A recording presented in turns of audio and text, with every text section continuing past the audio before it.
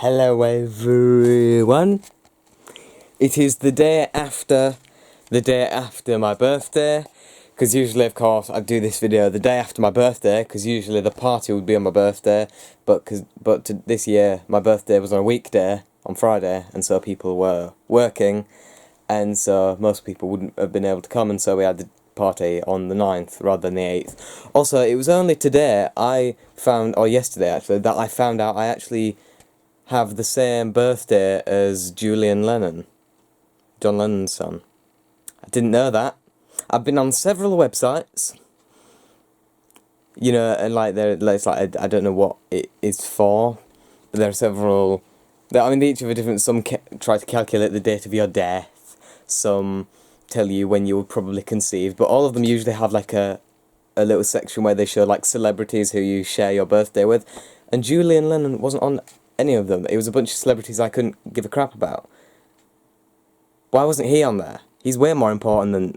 he's the son of one of the greatest musicians in history. Like, I think that's an important detail. But so yeah, I share my birthday with him, which is pretty cool. But of course, I'm going to be showing you all the presents I got. I'm going to leave the best for last. I don't know if you can see it in the reflection. No, you can just see me in the reflection.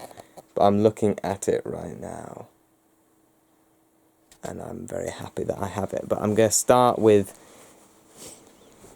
obviously just the regular sort of presents. So I got some paint brushes.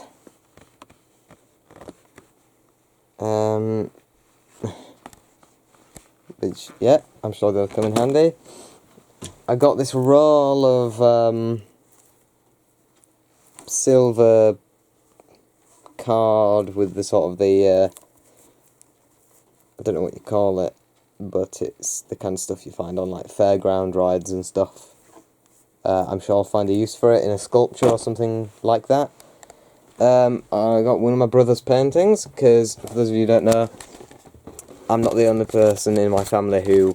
Sorry, let me turn the camera. I'm not the only person in my family who paints. My mum and brother also paint. I started painting first, so I've begun this trend.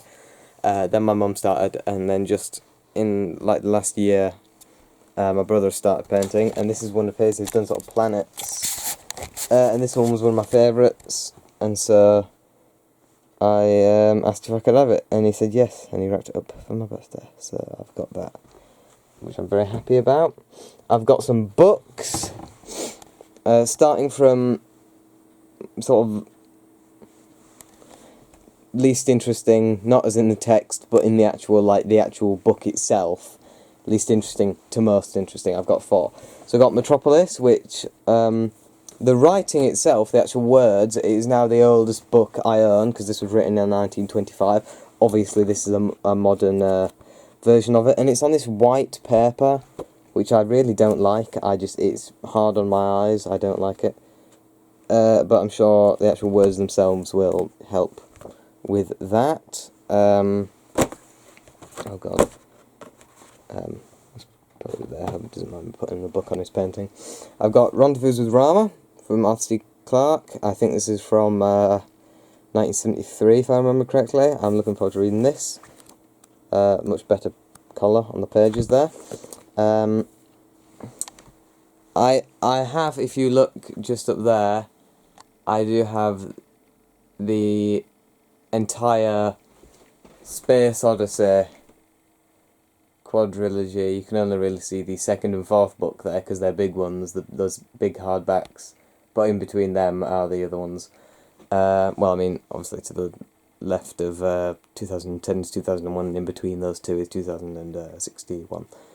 But I'm about halfway through the final book, and once I finish that, I will begin on I'll begin on this. But yeah, now we move on to the interesting ones. I'm not implying that these aren't interesting, but I'm talking the interesting, like the actual books themselves being interesting, at least in my opinion. So I've got an original 1984 paperback of Ice Henge by Stanley Robertson. The only reason I got this partly is because of the cover. I mean, it's just you got these little astronauts, and you got this. It's just a really nice sort of hand-painted thing, which I really like. So even if the actual book itself is crap, I've still got this nice looking thing on it. And the reason I got it is because I was wanting to check out his the Mars trilogy, the Red Mars, Green Mars, Blue Mars thing, and this is also set on Mars, at least partly.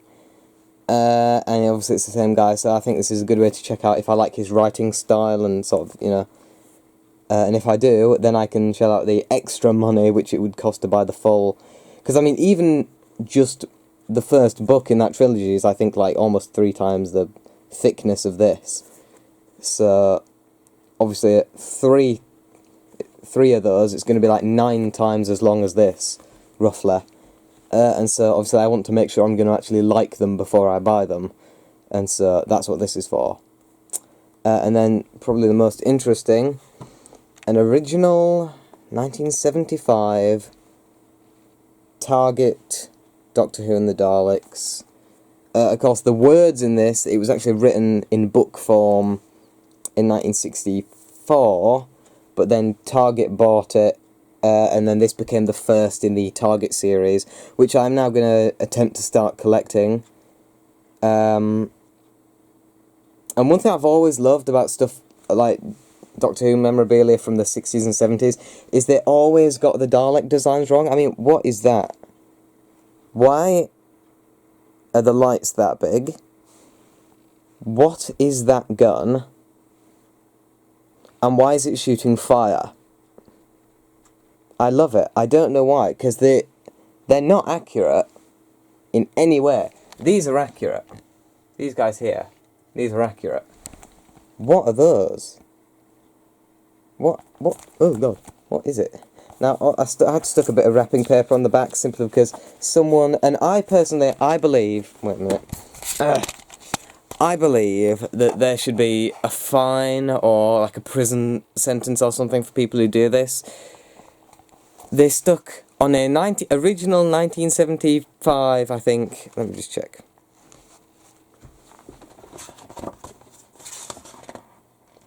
Yeah, on an original 1975 copy, they stuck one of those bloody stickers on the back of it. And so it's left all this residue on the back, and I put this bit of wrapping paper on the back just to stop it from ruining the other books. Icehenge also had a sticker on it. It was going across the side, but because this is a much more plasticky coating, I peeled it off with no damage or residue. This is a much different texture, and so it's kept it. You can get it off, but it annoys me because if I was less careful and less aware of the danger of stickers, I might have completely ripped part of it off. And this isn't the kind of thing you can just go out and buy a fresh one. Because this is I mean, it's not particularly rare, but it's, you know, it's not common. So, yeah, I'm looking forward to getting more of these. And then I've also got some Doctor Who DVDs, just some sort of miscellaneous episodes. One of them's quite important, as you will see, but I got the War Machines, because I've liked the look of this episode for a while, and so I'm looking forward to watching it. The War Games, which is of course a very important episode, Troughton's last story. 10 parts, the first 2 of which me and Mum watched the day before yesterday, actually on my birthday. Didn't watch any yesterday because we didn't have time because of the party. But we'll watch some more today, hopefully. And then I also got The Sunmakers, which is another episode I've always liked the look of, because it's Tom Baker. It's this guy, I can't remember his name, Wolf, something Wolf. And it's Wolf spelt the cool way as well, W-O-O-L-F-E. So it's the cool spelling of Wolf. I can't remember his first name, I think it's Peter. I think it's Peter Wolf, yeah. He was in Rutland Weekend Television. And this is just one of these dystopian science fiction, and I like dystopian science fiction. One of my probably my favourite of the random sort of miscellaneous presents is this Monty Python Clarke with John Cleese. He's in a very interesting position at the moment. He has been in more human positions during the last couple of days. You've caught him at an unfortunate time. I don't know what he's doing. This isn't one of the ones where they have the umbrella, because some of them have the umbrella as the second hand. He doesn't have an umbrella, he just has his little briefcase and just his 2 legs. But yeah, I'm happy about that. And then the best present, the most important present, and the present that was so expensive that I had to pay for some of it. I earn a third of this, I earn all of it, but I paid for a third of it. Clarke MS-20. 1978, this is a modern re-release, but it is identical to the original.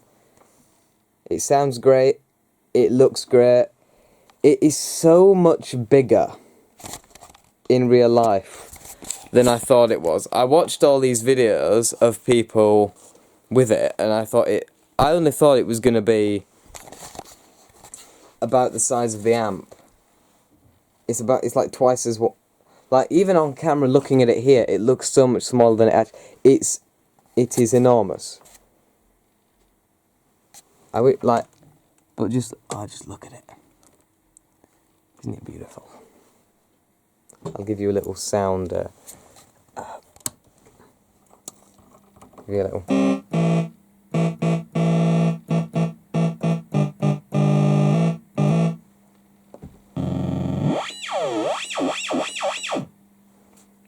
Yeah. But yeah, that is obviously the best present. It cost £750. And I had to pay 250 of that. That's all the money I earn. Not anymore, because it's my birthday, so I've got some back. I haven't made all of that back though, so I mean that tells you. But yeah, that's obviously the best present. Second best is the books. I'm just counting all the books as one entity because I like books. They're all science fiction as well. These two especially because they're original. They're originals, and they're originals in, pretty good condition actually, considering. This one would be in better condition if the idiot hadn't stick the bloody sticker on it. But that's fine, it's gonna happen, innit? People are stupid and things like that go on. But yeah, that's all for this time, guys. I hope you've enjoyed. It's not much of a video, but it's just an update, because I'm now 1/8.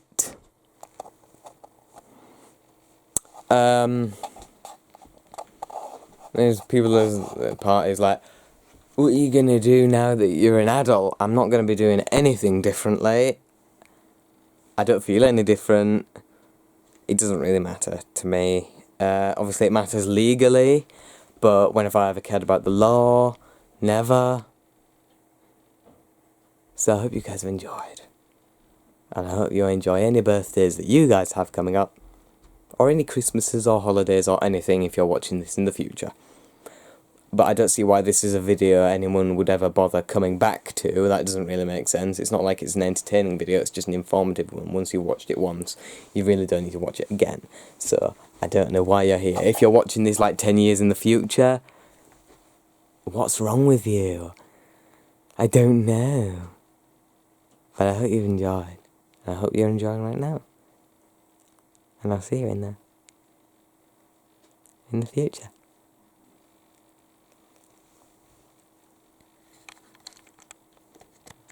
Hello, a little addition to this video, which is annoying because now I have to edit it rather than just upload the raw file, but still, whatever.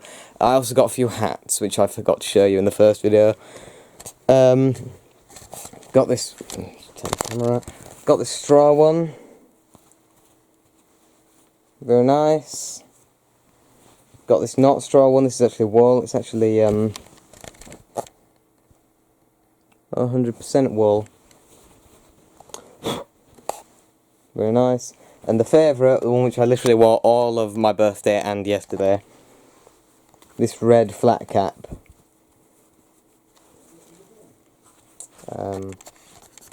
Which is just, I don't know. I really like it, I think it suits me.